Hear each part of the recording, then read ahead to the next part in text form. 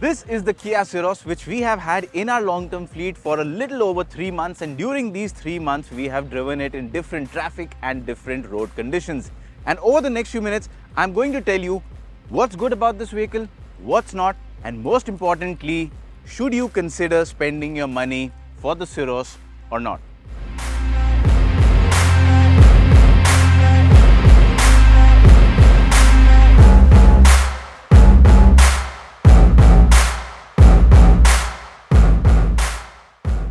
Now, before I go ahead and tell you about the pros and cons of the Syros, let me tell you an interesting fact. Now, because this is positioned between the Sonet and the Seltos, a lot of people think it's basically on the same platform as the Sonet. That's not the case. Sonet is based on the K2 platform, whereas this is based on the K1 platform, which is for smaller cars, such as the Hyundai Exter, with which this car shares its platform. But despite that, you can see in terms of design, it just rewrites the rules. The wheels have been stretched out from end to end, and that's the reason why in reality this is longer in terms of wheelbase than even the Sonet, and that allows for a lot more space. How's the space? I'll tell you over the next few minutes, but yes, the platform, interesting details. Now let's start off talking with things that we think could have been better in the Syros, and one of them is the design. Now, to be honest, personally, I like this design approach. I really love the way the K cars in Japan look, and this is very similar in terms of design approach. But when you look at the overall design, it's a bit quirky, a little too flat up front. So when you add all of that, what is missing in this car in terms of design is emotion. That is the thing that I haven't been able to find in over 3 months. Yes, it grows on you.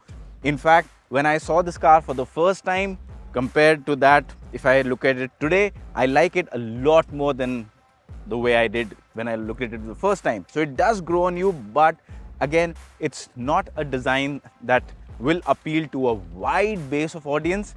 Some might like it, some might absolutely dislike it. So that quirkiness, that polarity of design, I think doesn't work in favor of the Syros. Now, one thing that I've realized could have been better in the Syros is door handles. We have different types of door handles these days, you know, the pop out, the flush ones, a lot of it. This is a flush one, but the way this opens is not really practical. Now, why I say that, imagine a situation where you have, you know, stuff in both your hands, maybe a lot more stuff than this. Now, in a conventional door handle, you walk up to the car, of course, it's keyless. You just, maybe even if you have your little finger, you just put it, pull the door, you get access. Not here, because now if I don't have my hands free, now if I come, I press this, I need a second finger, or again I need to pull on this. So at times, it can be inconvenient, otherwise it's not. I think the simple old school design, those door handles work the best. Alright, now talking about the last thing that in our opinion could have been better in the Syros is related to the powertrain. Not the overall powertrain, but two things about it. First is, you know, the drivability. Now let me tell you, 1 liter engine, 3-cylinder, turbocharged, 114 horsepower, over 170 Newton meters of torque. All sounds great on paper for a vehicle of this size and weight. But the issue is low speed driving, or when you're driving at low RPM, specifically situations such as bumper-to-bumper traffic, rush hour traffic, stop-go. Well, in that kind of situation, especially when the engine is cold, you might find that hesitation, that inconsistent power delivery, you know, that kind of a jerkiness in throttle response. That is something that, you know, takes away a bit from the overall driving experience, which otherwise is nice. It's a powerful engine for a vehicle of this size. But yes, that initial hesitation at times, you know, that inconsistency, that I think could have been done better. The second thing that could have been better, and I really wish it would have been better, is the fuel efficiency. Now on paper, while this sounds like a great recipe, you know, small engine, 3 cylinders, turbocharged for fuel efficiency, unfortunately it's not, because what you get is an engine that likes to drink fuel. In a city like Delhi, NCR, Bombay, Bangalore, you'll be fortunate enough to get an average fuel efficiency of about, say, 10 to 11 kilometers to a liter, and if you're driving it in really dense traffic, stop-go, bumper-to-bumper traffic, it might even go down under 10. So yes, it's got a drinking habit.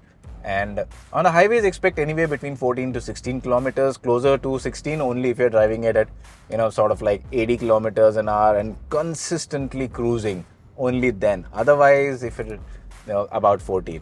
So yeah, I mean, despite so many things being good, fuel efficiency is not a forte of this car. Now, starting off with things that we really like about the Syros, and of course, the first thing has to be the cabin. Now, just to summarize it, before going into the details, of all the sub 4 meter vehicles in India, I think the Syros has the best cabin, best looking, most premium looking, well equipped, well designed cabin. Why I say that? Well, first of all, in terms of space, like I explained earlier, this is longer in terms of wheelbase than the Sonnet. That allows for a lot more space, a lot more practicality. Then you look at the design, the dashboard design. Really, I mean, the way the surface has been designed, it feels premium. The material quality everywhere, it looks very rich. The design is very sleek. And then this screen, this massive screen that combines two 12.3-inch screens and a 5-inch unit. So, when you combine this again adds to the premium quotient. And of course, it works brilliantly. It's packed to the gills with features, brilliant display quality, very good touch response, wireless Android Auto, Apple CarPlay.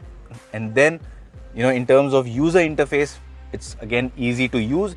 Best thing, you can control the HVAC using this touchscreen here, but there are also physical buttons for a lot of other functions. So that gives you a lot of comfort while driving. You don't have to fiddle with the touchscreen for everything. These physical buttons really help. Then there are these, charging outlets here. Again, they also offer versatility. You can switch between the functions. There's a wireless charging tray, a massive panoramic sunroof. The seats, brilliant in terms of cushioning, side support. They are ventilated.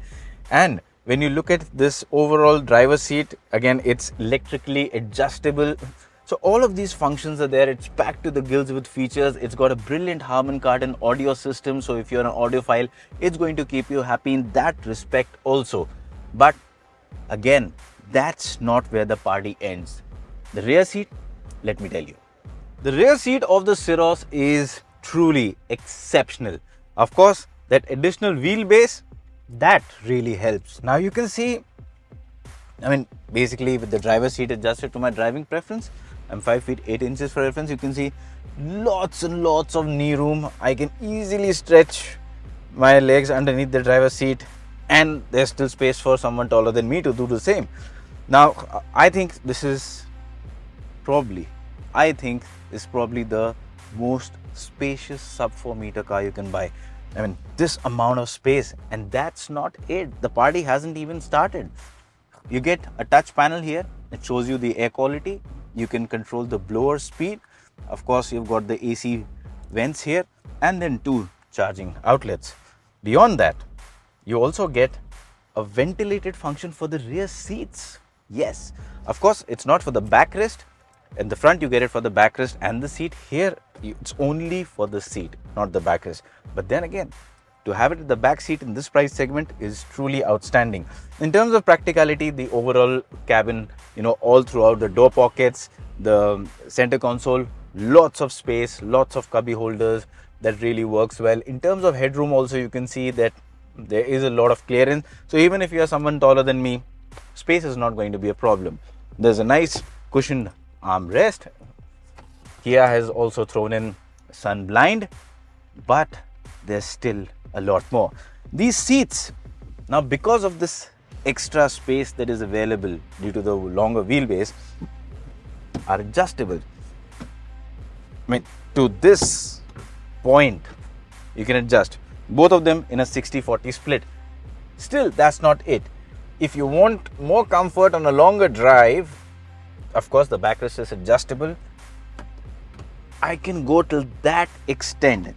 And going till that extent means you get a seating experience that is not comparable with any other vehicle in this segment. It's just in a class of its own. So if you are looking for a vehicle that is within the sub 4 meter segment, you don't want something that's too big, but you want loads and loads of space, features for your family, your friends, I think the Kia Syros aces it in this department. Now, talking of another thing that really impressed me in the Syros is the overall, the power of the engine. While I did mention, the inconsistent power delivery at lower RPMs, but overall, once you get past that stage, once the turbo is spooled up and you're going at some speed, this engine then works really well. You've got good acceleration, even your in-gear acceleration is nice. So power is not a problem. When you want to make that quick, say you're driving at 40, you really need to make a quick overtaking maneuver, need to get to 60. The Syros with this engine will deliver that in no time. So that is, I think, a really good thing about the Syros. It's a nice, quick package. It'll never leave you wanting for power. It'll never give you the feeling that it's underpowered. It's not. So yes, it's quick. And even when you're on the new expressways and all with that 120 kilometer speed limit, you can easily sit on it at high triple digit speeds for a day.